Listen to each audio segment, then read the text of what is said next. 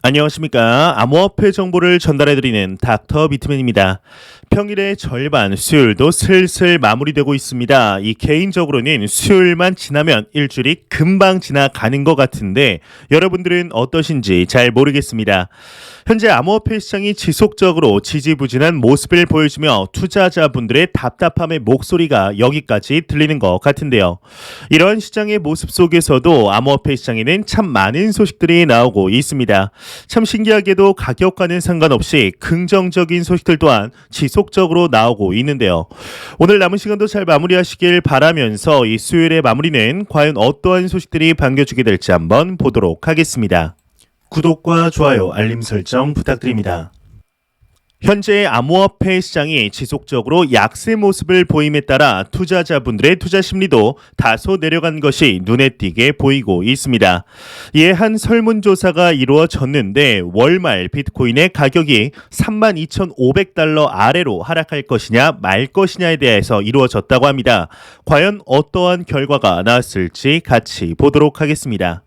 비트코인 커뮤니티 설문조사 과반수 이상이 월말 비트코인 32,500달러 아래로 하락할 것으로 전망했다 헤드라인이 장식이 되어 있습니다.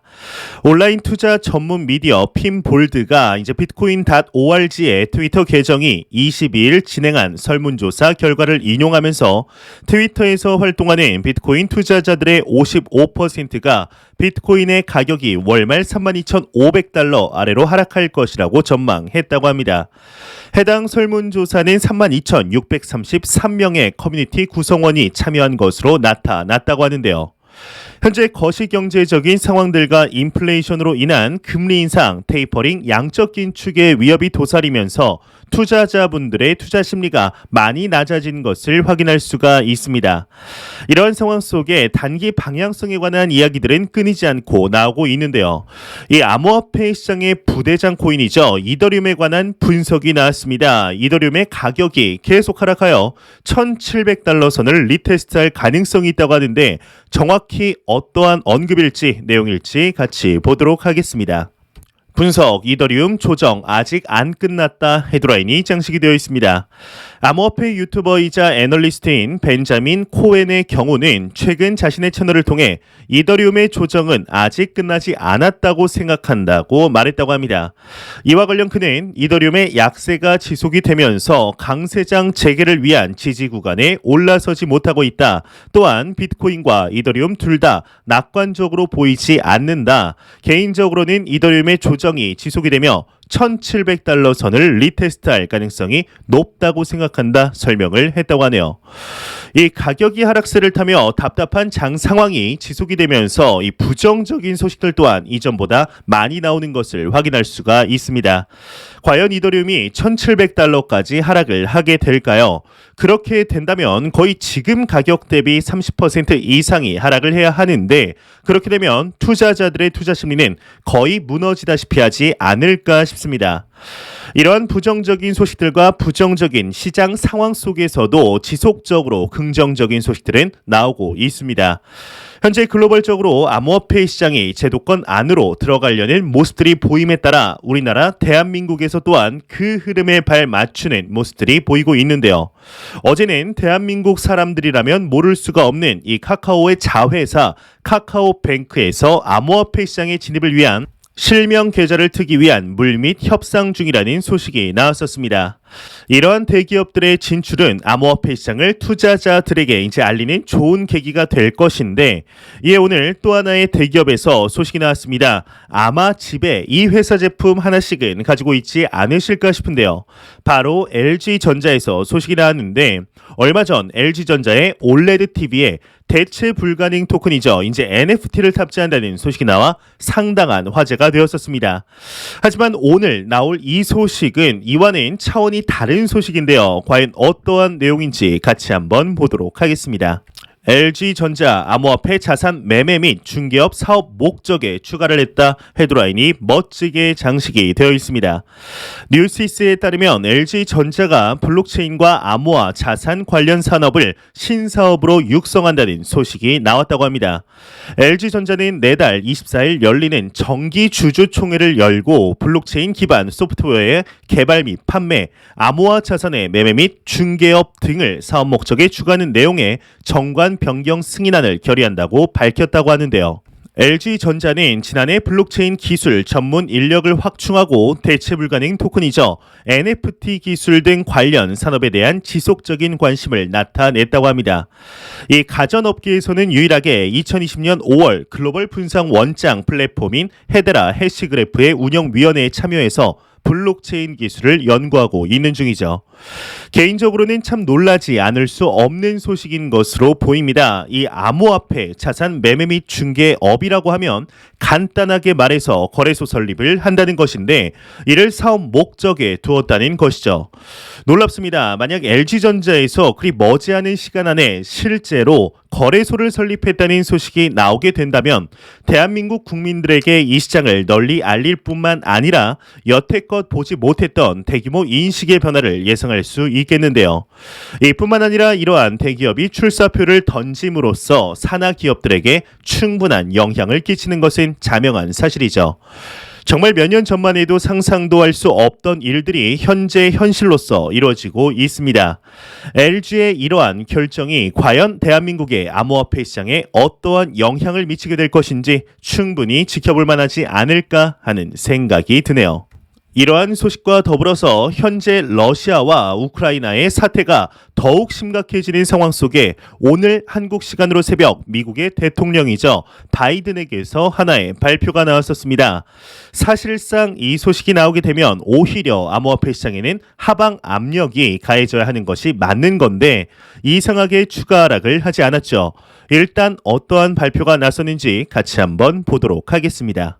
바이든, 러시아에 더욱 강력한 제재를 부과하겠다. 금융기관, 국채 등이 있다. 헤드라인이 장식이 되어 있습니다. 우크라이나 사태에 대한 브리핑을 통해서 바이든 미국 대통령이 러시아에 추가 제재를 부과한다고 말했다고 합니다. 그는 러시아의 행동은 우크라이나 침공의 시작이라며 추가 제재를 부과한다. 과거보다 이제 강력한 제재를 가할 것이다. 러시아 금융기관, 국채, 개인을 제재할 것이다. 러시아 은행 두 곳에 전면적 제재를 가할 계획이라는 라고 전했다고 하는데요. 죄송합니다. 네, 이어서 나아가자면 이제 발트의 연안 국가에 추가 병력 및 장비 배치를 승인했다며 러시아의 침공이 계속된다면 더 큰 대가를 이제 치르게 될 것이다. 우리는 러시아를 공격할 의도가 없으며 이는 방어적인 조치라고 덧붙였다고 하네요. 바이든이 이러한 발언을 한 데에는 러시아 상원에서 군대를 해외에 파병하는 안에 대하여 승인을 했기 때문인데요.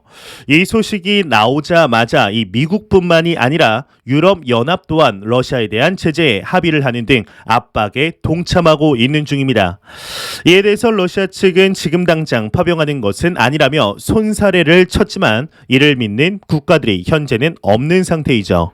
이러한 모습들을 볼 때 러시아가 최근 암호화폐에 대한 규제 로드맵을 내는 등의 모습들이 이러한 압박에 대해서 예상하고 대비책으로 무슨 생각이 있는 것이 아닐까 싶은 생각이 들었습니다.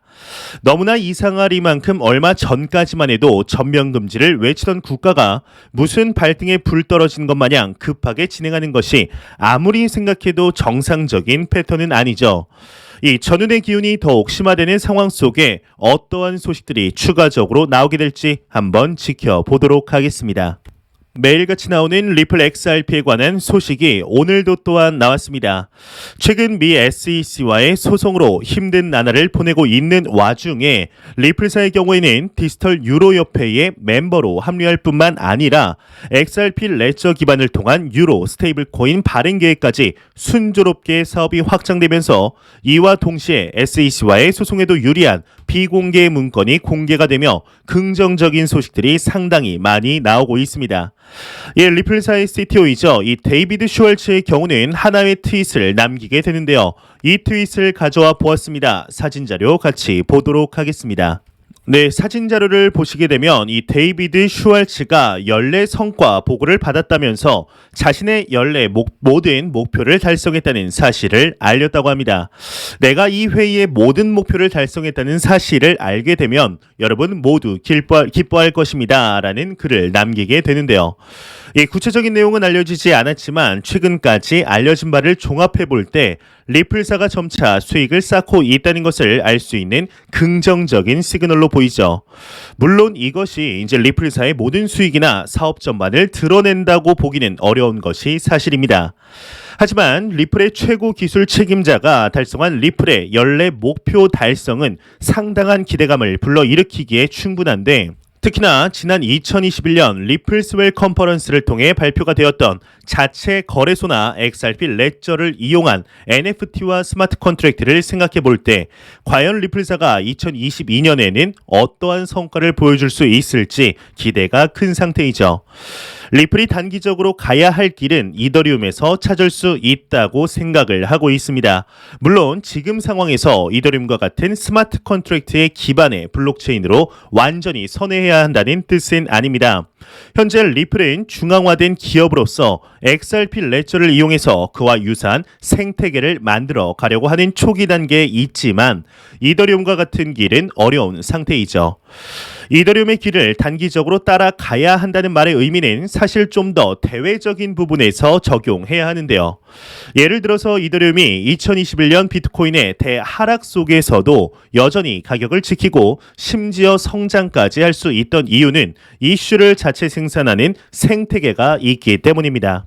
모두가 비트코인의 상승을 보며 불장을 이야기할 때 이더리움만은 자신의 길을 갔죠. 이더리움이 POW에서 POS로의 이슈를 만들 때도 한 번에 이루어지지 않았습니다. 하드포크 일정이 수시로 나왔고 그때마다 부딪히는 저항 속에서 생태계를 설득하는 과정들이 있어 왔는데요. 그리고 업그레이드가 상당히 효과적으로 일어났죠. 특히나 지난 8월경 이루어진 이더리움의 역대급 업그레이드라고 불리는 런던 하드포크의 경우는 소각 메커니즘의 도입으로 인해 상당한 효과를 불러일으키며 심지어 채굴량보다 소각량이 더욱 많아지는 디플레이션까지 발생을 하며 채굴자들의 불만이 사그러들기 시작했습니다. 이렇게 자체적인 생태계를 활성화하고 그 안에서 이슈가 생성되기에 이 외부적인 요인들의 압박 속에서도 나름 건강한 모습을 보여오게 되었는데요. 또한 리플사와 미 SEC의 소송에 관해서 볼 때 리플사의 CEO이자 이 브래드 갈링 하우스의 경우는 작년 2021년 보여준 모습은 XRP 투자자들에게 그리 좋은 인상을 남기지 못하였습니다. 소송을 적극적으로 해결하려고 하기보다는 마치 자신이 블록체인 그리고 암호화폐를 대표하는 것으로 생각하는 듯한 모습을 보여주었는데 한때 SEC와 리플사가 합의의 제스처를 취하기도 했었지만 지지부진하게 마무리가 되었었죠. 현재 리플사와 SEC의 소송전에서 현실적으로 SEC를 이긴다는 것은 조금은 생각해 보아야 할 필요가 있습니다.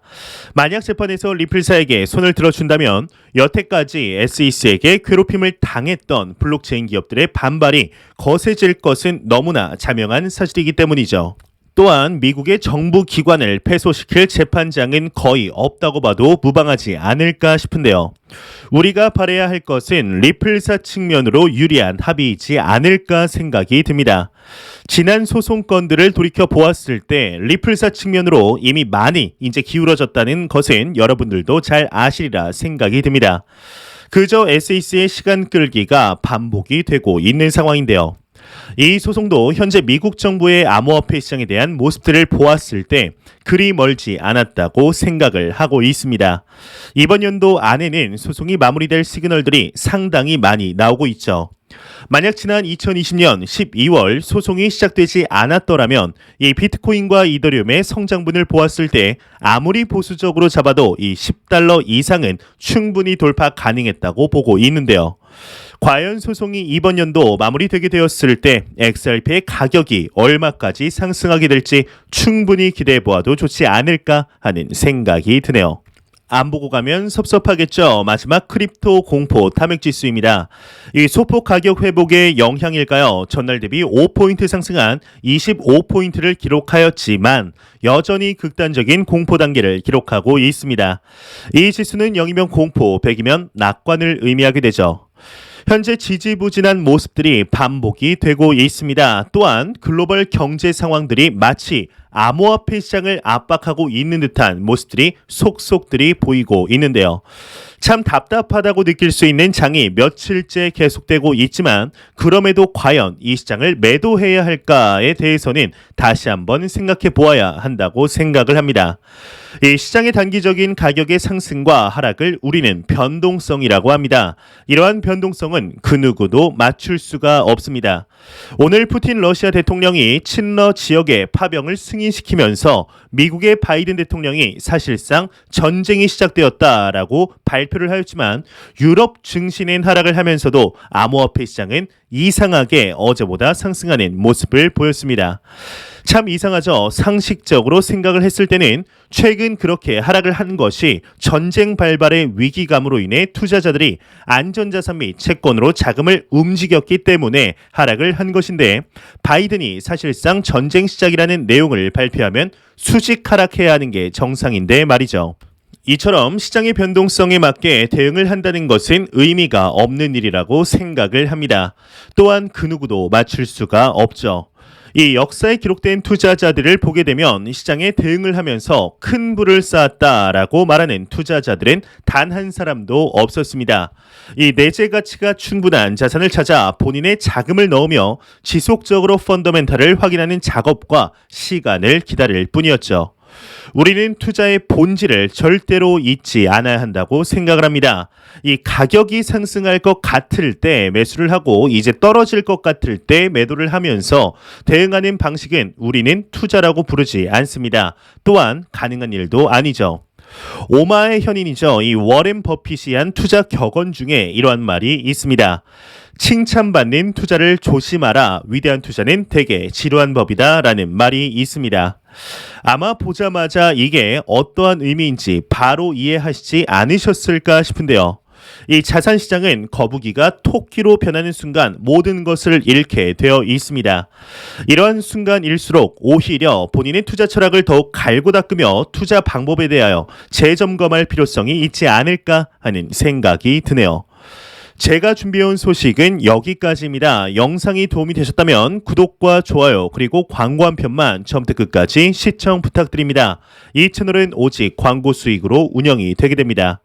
항상 영상 시청해 주시는 시청자분들, 구독자분들 너무나 감사드립니다. 오늘 남은 시간도 잘 마무리하시길 바라면서 저는 더욱 도움이 되는 영상으로 내일 아침 찾아뵙도록 하겠습니다. 지금까지 닥터 비트맨이었습니다. 감사합니다.